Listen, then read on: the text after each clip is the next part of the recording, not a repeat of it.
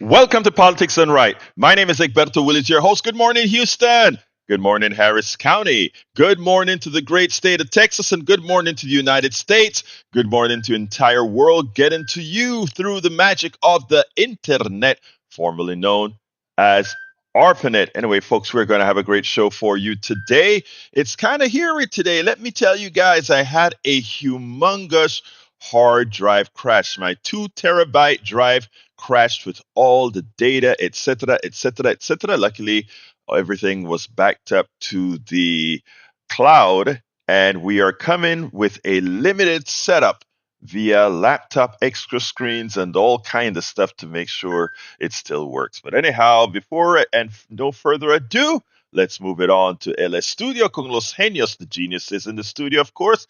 That is El Señor Howard Reynolds and Jacques Van Beba.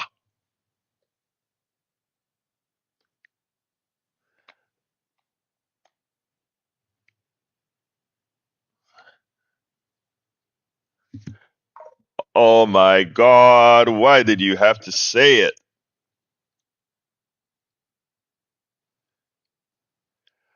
They start tomorrow, presumably. Yeah,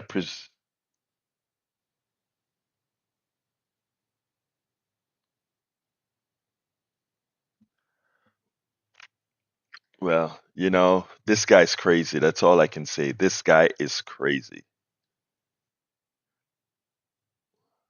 Yeah.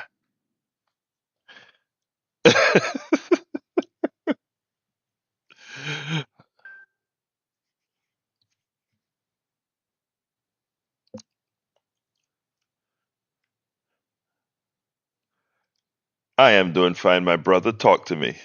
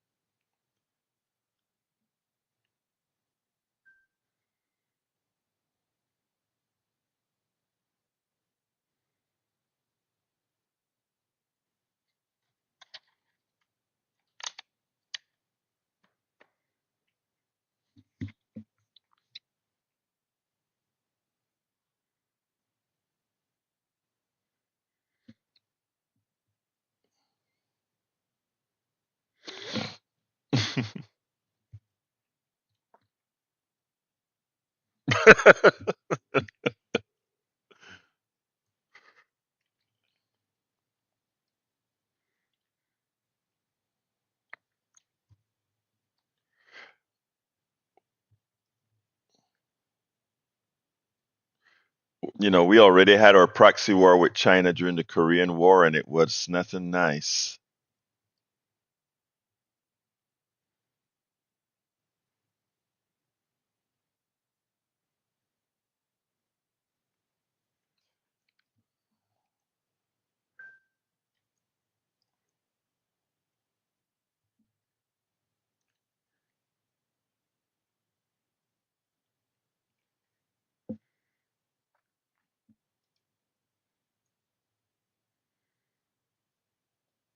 Hmm.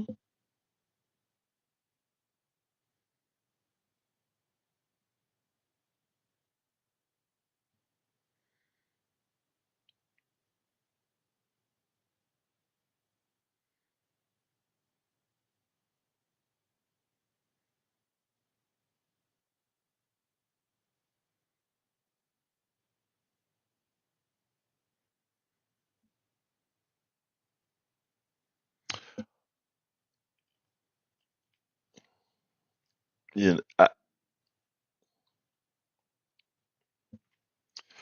know, I am not sure what Trump think he's doing, but a lot of folks had said, well, the first time around, Trump didn't understand government and he didn't know what he's doing.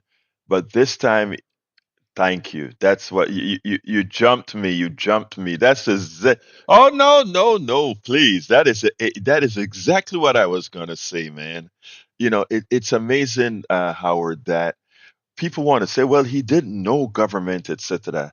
Well, if this is what knowing government it's interesting, let me tell you something that's coming down the pike, okay? Ebola has again raised its head. I think it's in, I don't remember what country in Africa that it has started to come out. And as you know, we have open travel with every country just about in the world. This happened during the Obama administration. And what he did is he sent people all over to sort of nip this stuff in the butt, give assistance to whatever country, technical and otherwise, to make sure that the spread of this thing was mitigated. So we got that mitigated. This is something we didn't do with COVID. We just kind of put our fingers in our ears and made believe that it would just go away. We now are out of the WHO, so we don't, the World Health Organization, so we don't quite know what's going on, nor do we have influence in being able to do these things. People, elections matter, and putting smart folks in office matter. Whether you're ideologically aligned or not, your life is much more important than your ideology. So here's the deal. I'm going to start the show with a. Let me first tell you the title of the show. It goes as follows. It says Chaos at CDC. It also says Joanne Reid exposes Trump DEI fraud and Rachel Maddow contrasts defense secretaries. I don't know if I'm going to get to all three. I don't even know if I'm going to get to two, but I want to start with the chaos at and fear at CDC because this one is something that uh, that the mainstream media, I hope, gets on board because it has a material effect on what our government is going to tell us going forward on science, on just about everything. We know that they lie on quite a bit, but just about everything. So the story is out of the of Common Dreams, one of the rags that I like to read, one of the rags I like people to. It's a progressive rag. I think everybody should read. We have to start democratizing our media. What I mean by that is we used to relegate everything to New York Times and the Washington Post and the LA Times and ABC, CBS, NBC, etc. But now we know that they are all in the game of coddling Trump. You all know that what happened with the LA Times. The LA Times decided that they weren't going to print their editor's choice of Kamala Harris as being the most appropriate person to be president based on the two people that were running, or the two main characters that were running. We also know that the what Jeff Bezos also did at the Washington Post. We also know the complicity of the New York Times during the Iraq War. They are always seeming to be in bed with cross government and military industrial conflicts.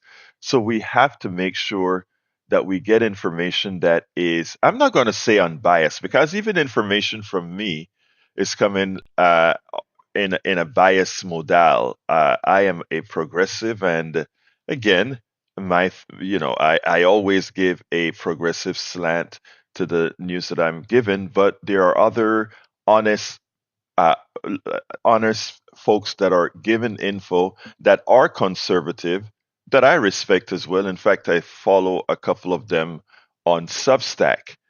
But the idea is to tell the truth. The idea is not to hide anything from the American people.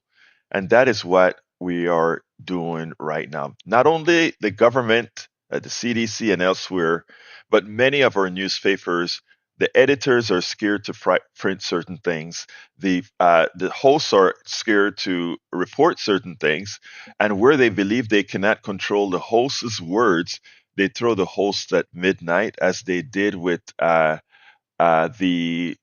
host at CNN. His name skips me right now, but I don't know if you remember his name from CNN that quit recently, Howard or not. But um, now he established himself an independent media network. Well, not network, but an independent media information system at Substack, just like we are doing at Substack as well. We have John Lennon, Lemon, who also left and now has created his own small media enterprise to ensure that we're not going to be governed by corporate media that seems to be on the take from many of from Trump and from many within the corporatocracy. So anyway, I say all of that to say I get a lot of info as well from rags like Acosta. Thank you very much, Gail Kunis. Acosta from CNN, who left and formed their own Substack. On the chat, welcome aboard, Joe from California. We also have Paul Fleming from Powder Springs, Atlanta, as well as Gail Kunis. Gail, I don't think you told me where you're from. Throw that in the chat so I like to kind of see where we're getting all our listeners from as we listen. Okay. Anyway, here is the CDC, or rather, here is the note from the CDC, and it goes as follows: chaos and fear at CDC amid order to retract journal articles to purge forbidden terms. Subtitle: How can the government decide what words a journal can use to describe a scientific reality? That reality needs to be named, our journal editor said. Employees at the Center for Disease Control and Prevention have been ordered, I repeat, ordered to pull any articles under consideration for publication in medical or scientific journals so that they can be checked for certain forbidden terms, including gender, transgender, and LGBT. The order was sent in the order was sent in email to CDC division heads on Friday by the agency's chief science officer, a federal officer told Reuters on Sunday. So here you got it. The chief, the agency's chief science officers are telling folks to mislead. Inside Medicine broke the news on Saturday and provided a screenshot of the full list of terms that needed to be scrubbed. In other words, they're going through the entire CDC data set. That's thousands of pages of science. It sounds incredible that it's compatible with the First Amendment. A constitutional right has been canceled, Dr. Alfredo Moravia, editor in chief of the American Journal of Public Health, told Reuters. How can the government decide what words a journal can use to describe a scientific reality? That reality needs to be named. You know, it's funny that they decide to choose to remove names like, I mean, keywords like LGBT, transgender, Y, multiple. I mean, there are a lot of things they removed. But it's interesting that over the weekend I saw some science on gender, and they have where gender is just it's not just controlled by X and Y chromosomes, but also what your body produce, which allows certain genitalia or not to grow. It allows some at many times two sets of genitalia to grow. So this stuff that you have these right wingers that's come out and they say there's just one sex, male and female, and they disregard folks that don't feel who they are, and they said that's just psychological problems and don't throw this or fix this on us for us to force ourselves to believe. It's not about you believing a damn thing. It's just about how reality is, and asking folks to not be real because of our own prejudices and things that we don't know. As I pointed out often, and I say it often, hoping that by myself saying it, other people would give it a second thought. I came from a country that had a lot of prejudices against both women and gender assignments. That's where I came from.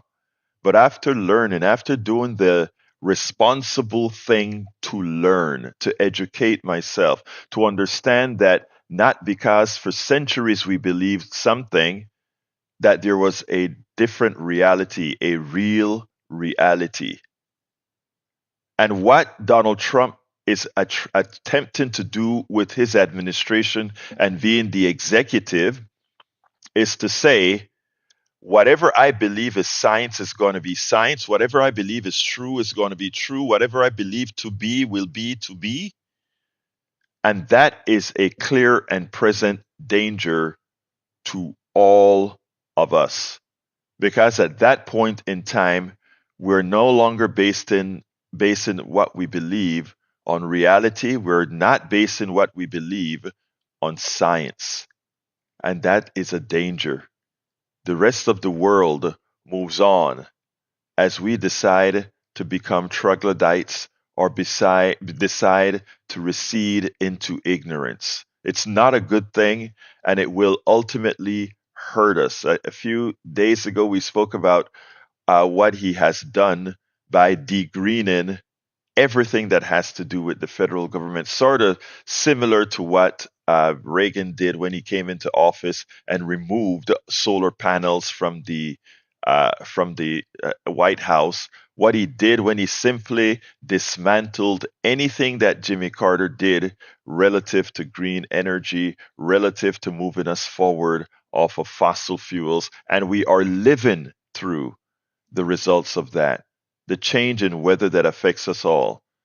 Yesterday, I was watching a piece on turbulence in the sky. I think it was done on CNN. And this was just a piece describing reality. It had nothing to do with ideology, it just said what's happening. And between the last 20 years and the former 20 years, things like kind of very bad turbulence have gone up by 50 something percent. We see the temperatures that are afflicting the earth right now. We see the levels of carbon dioxide in the atmosphere right now. These are discernible, these are measurable, and we can actually know the carbon in the air, where it's coming from. Is it coming from plants? Is it coming from burning? If it's coming from fossil fuels, we can identify where these things are coming from. And to put our heads in the sand, not realizing what's being done, is not only a disservice to us as Americans, but it's a disservice to the world, because you know what? Our smoke or India's smoke or China's smoke doesn't stay in America, India, and China respectively. And if we want to be